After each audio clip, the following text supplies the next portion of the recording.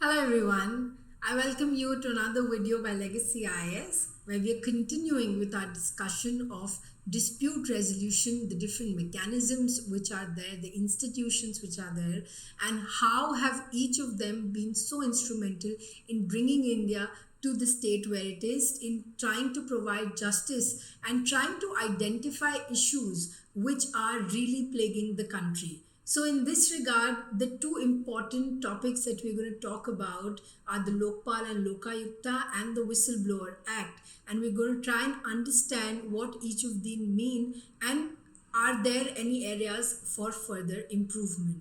So now as far as Lokpal and Lokayukta are concerned, they come from the background that there was a time, there still is actually in some ways, that there was a time particularly when the whole issue of corruption kind of gained a lot of attention, and that was also because the amount of scams which were going on regarding money, regarding nepotism, regarding use of muscle power, a lot of these issues were where corruption had become a major problem. All right, where this was a sincere attempt to kind of plague or provide justice to those who are actually getting affected, and that's how a related act is also the Whistleblower Act. So in this regard, as far as Lokpal and Lokayukta are concerned, the starting point was the ARC report, the Administrative Reforms Commission basically recommending setting up of two special authorities for redressal of citizens' grievances. Now, citizens' charter in today's time has become a very important part of our governance. It arises from the sense that citizens are really kind of irritated, frustrated, and disappointed with the kind of political system that is there, the entire structure of the country. Why do you have systems like Nota? It's all because the grievances of public are not getting redressed. So keeping this in mind, trying to meet this long-standing demand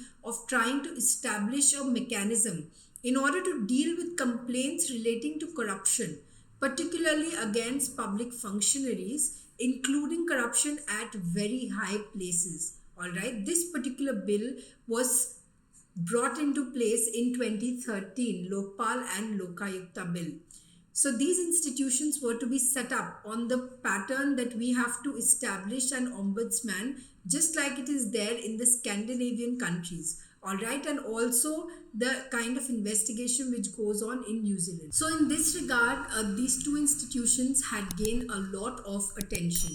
We have a Lokpal basically brought into place to deal with the complaints which are against ministers and secretaries as high as central level as well as state level.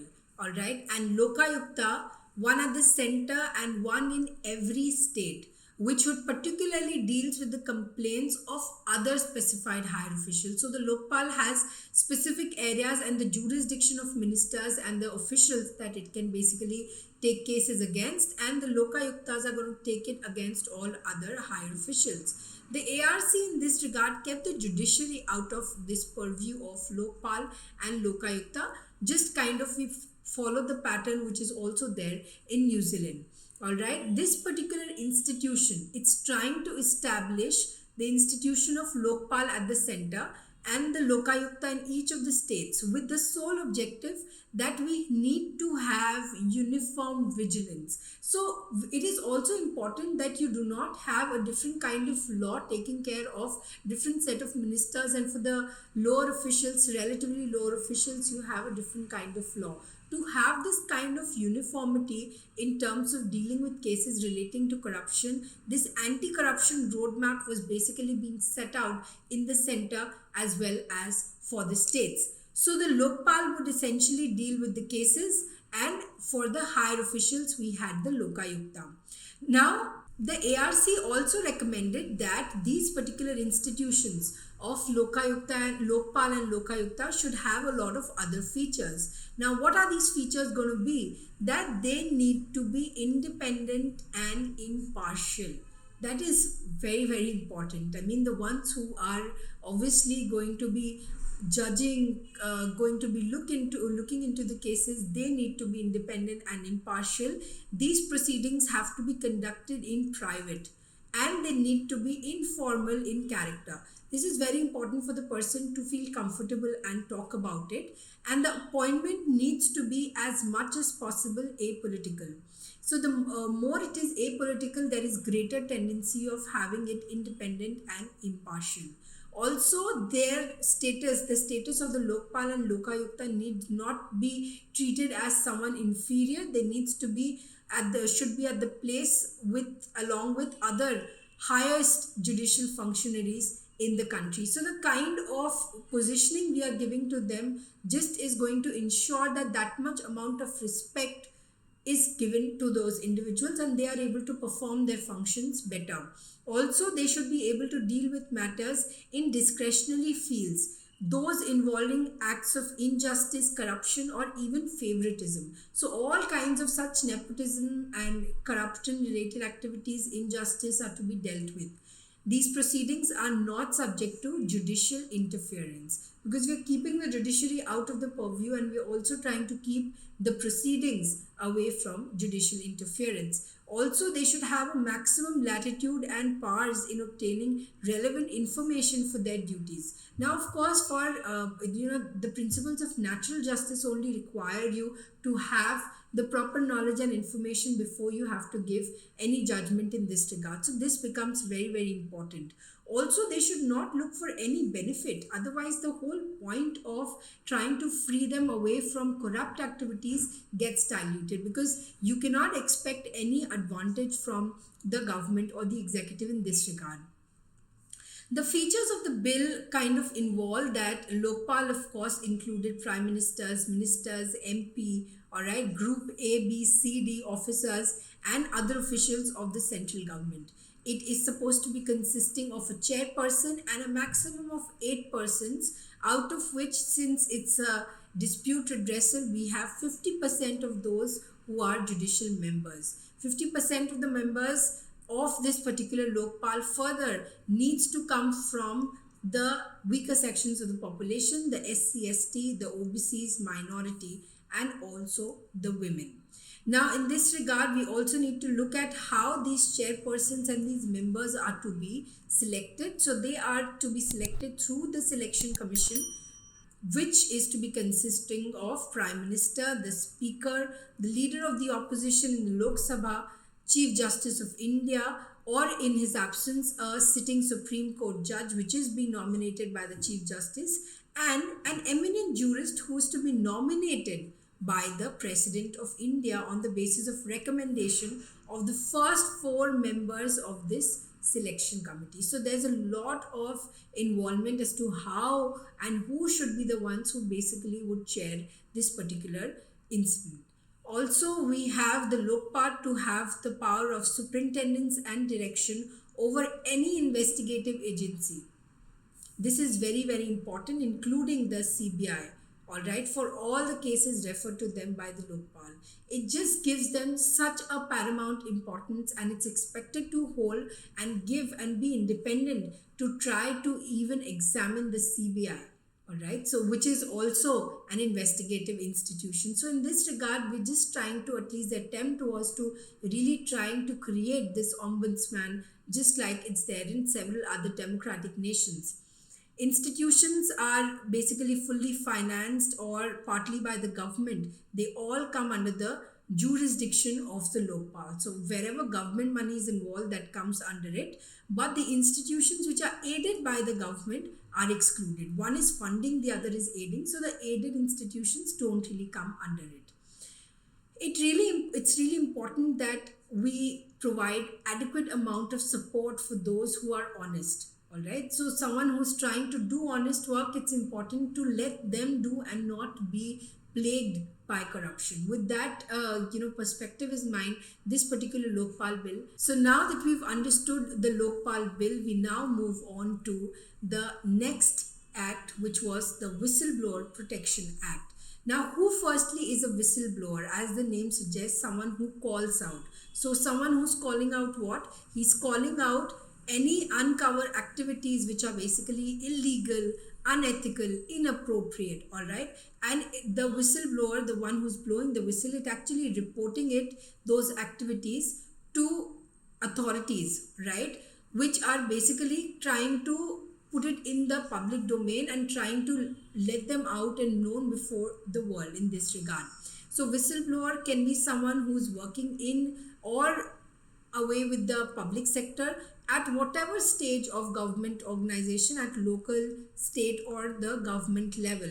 He may also be someone who not necessarily has to be in the government but can be in the private sector or essentially for non-profit entities as well. So non-government as well as non-profit entities can also be someone who can be a whistleblower. So it can be essentially anyone who's interested in this particular discussion. So this particular act was enacted to provide essentially a framework, a guideline to look into the alleged cases of corruption as well as misuse of power. By whom?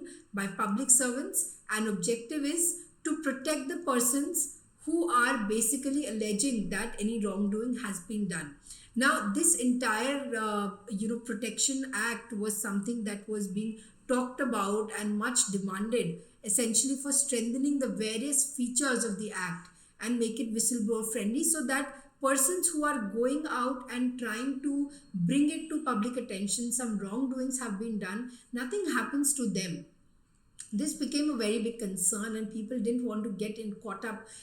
They were fearing transfers, they were fearing suspension, they were fearing that something is just terribly going to happen to them. So as a protection of someone who's having the courage and the righteousness to talk about it in public, the protection of these individuals is important. So the act does not clarify or lay down any standards which kind of define what is victimization.